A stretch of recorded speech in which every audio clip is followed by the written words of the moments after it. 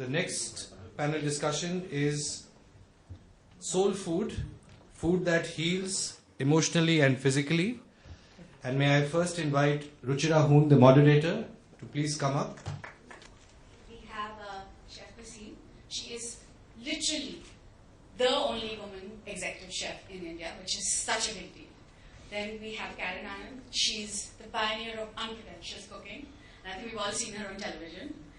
And then we have Vinita Nangia, associate editor at Times of India. She writes this phenomenal column called Ozone, which is all about thought-provoking articles. It's like food for thought, literally. We have Sangeeta Khanna. She's a nutritionist, and she has a blog on Ayurveda and healthy living. And of course, then we have Rubina Farooq, who's joined us from Bangladesh. Not only is she a master trainer, she is a big part of the hospitality industry. She is a cancer survivor, and she has used food to literally heal herself.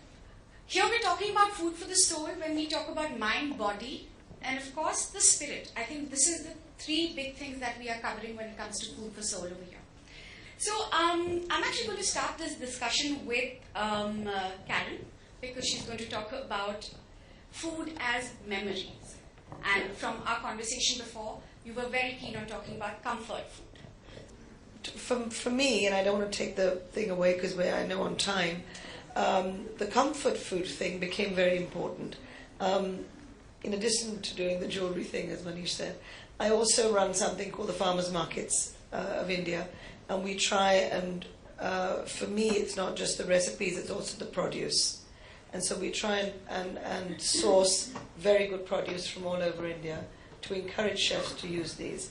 And again, things that keep coming up in our markets when we try and do interesting food elements to serve people is comfort food. And people want to eat things which associate them with something their mother cooked, something their grandmother cooked. Interestingly, it doesn't have to be a very good dish. A very good morning to everybody here. Talking about myself, I have to start with the passion. It's all about mind, body, and soul. When we talk about the three aspects of our own healing, it's the positive thinking, it's the positive mindset altogether. Did you eat that helped? Okay, now I went into completely fresh cooking, organic cooking, no colors in my food, no aspartame, no artificial sweetener, nothing artificial. I sort of based myself on turmeric. Every morning, in my empty stomach, I made it a point. You have to know, anybody who's present here, that if you have body pain, because as we age, we have body pain and aches. And with my chemotherapy, I had, terrible bone aches. It's like bone-breaking pain. And turmeric is a healer.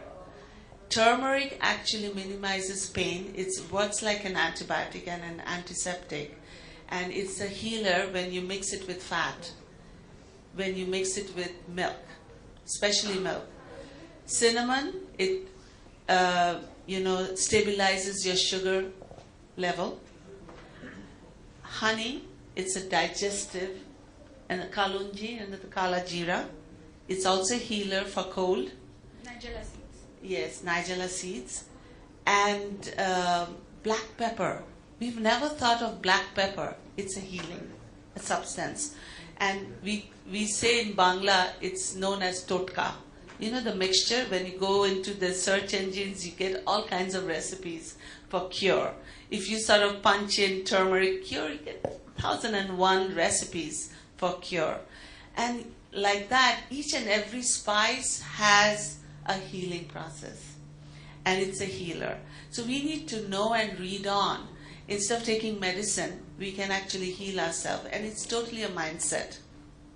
I think along with the medicines, with the help of the doctors, it's not that you're negating all those, but there are alternative medicines, there are Ayurveda medicines, and you've heard of dengue. It's so common in our subcontinental people are dying from dengue. In fact, if you give antibiotic during dengue, recently a very known person died. And it was so sad because he wasn't diagnosed on time and they gave him antibiotic.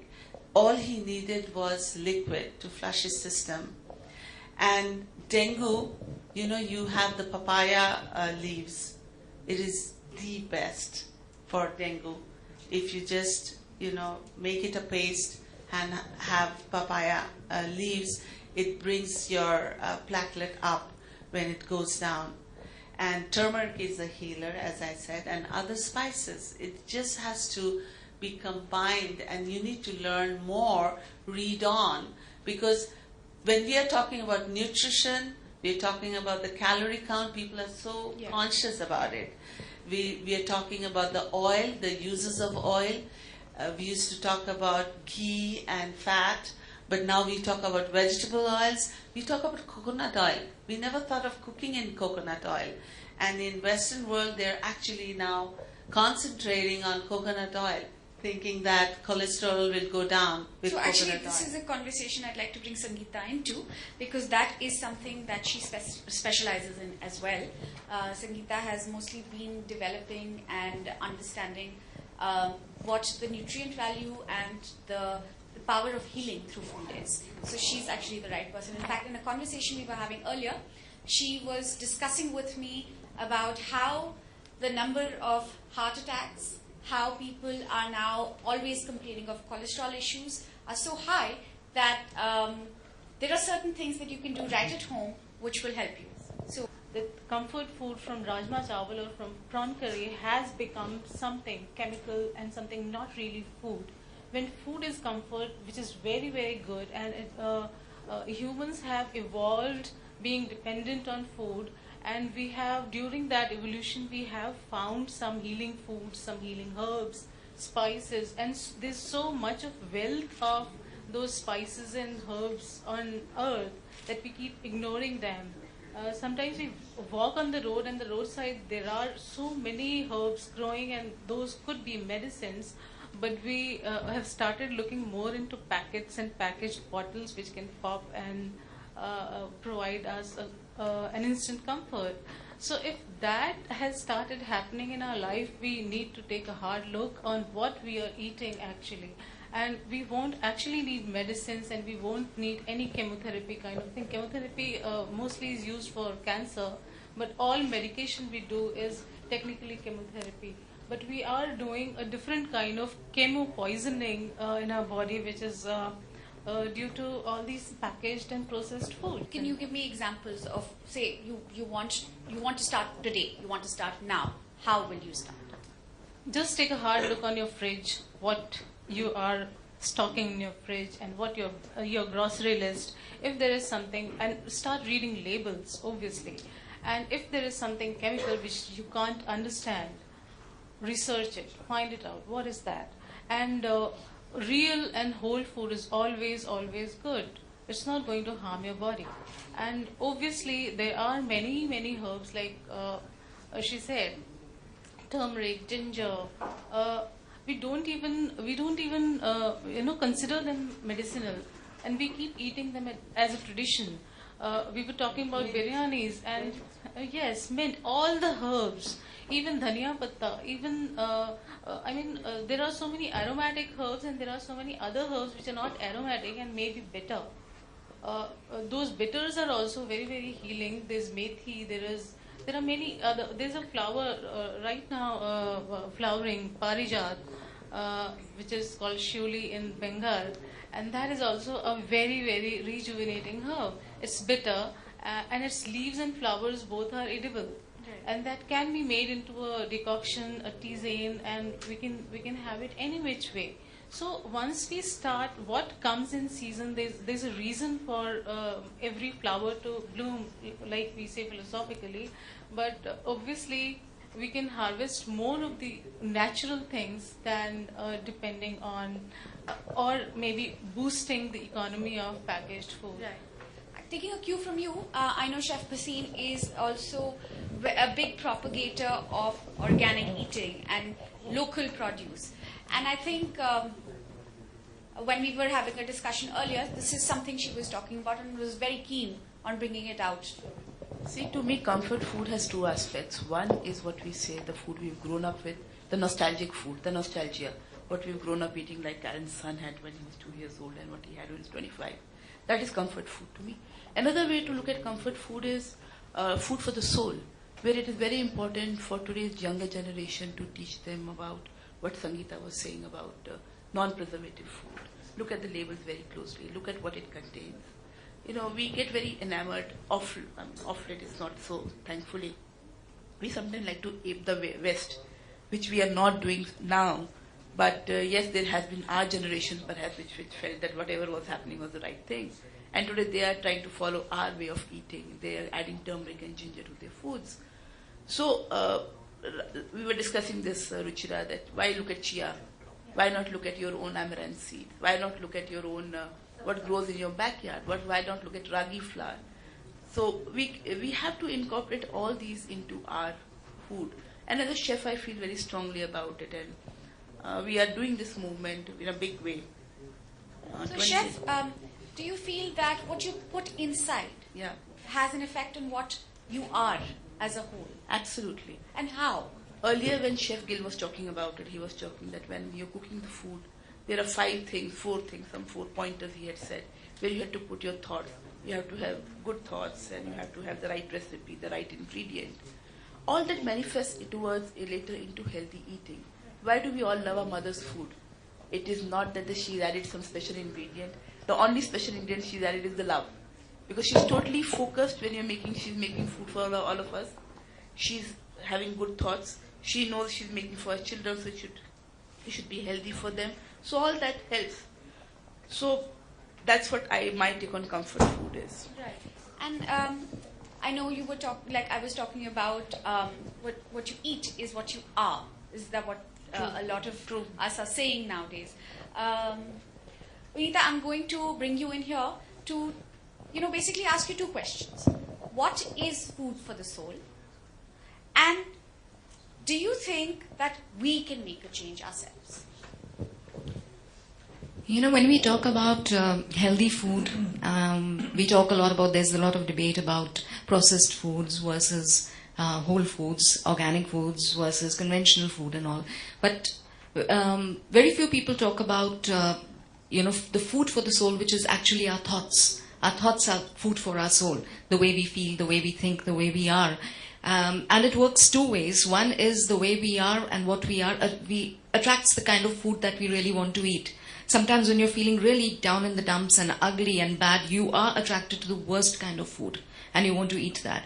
And when you're feeling happy and free-spirited and full of positive thinking, you want to eat healthy food. So I think it works both ways.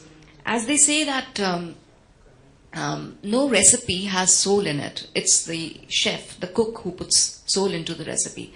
Similarly, food that you eat, the soul of the food is provided by the person who's cooked it.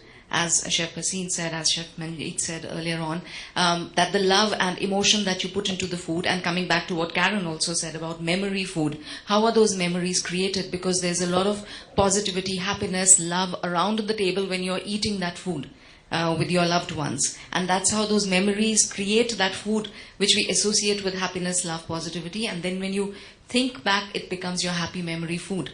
And it helps you feel better whenever you're eating that stuff. I think,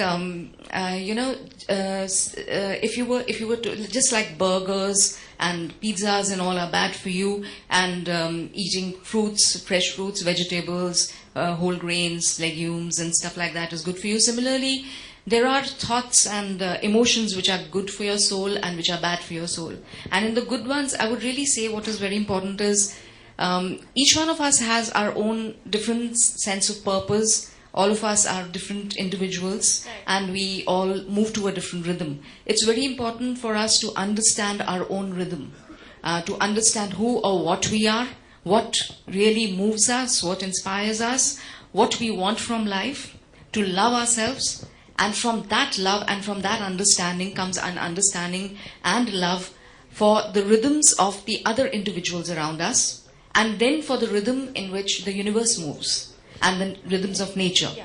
to which we can, and if we are balanced and if we are really in sync with all this, our own rhythms, that of other individuals and the universe, I think we create a positive framework to accept the right kind of food and to be able to pick up the right nutrients from it and not only give health and a wholesome feeling to our body, but to our mind, soul, heart. So I was reading something about feeding the inspiration within us. I think that has a lot to do with what you're talking about. But when you take it quite literally, do you think there is some food that you eat that can inspire us to be different? I mean, this is open to anybody. So. Well, I won't be able to talk about the chemical breakdown of food Yeah. and all, No, which I'm just- sure. just- Yeah, but yes, again, I would say then there we come back to our memory food and, food, probably light food which makes you feel happy and you have some good memories associated with it. Maybe some kind of, things you drink or whatever might.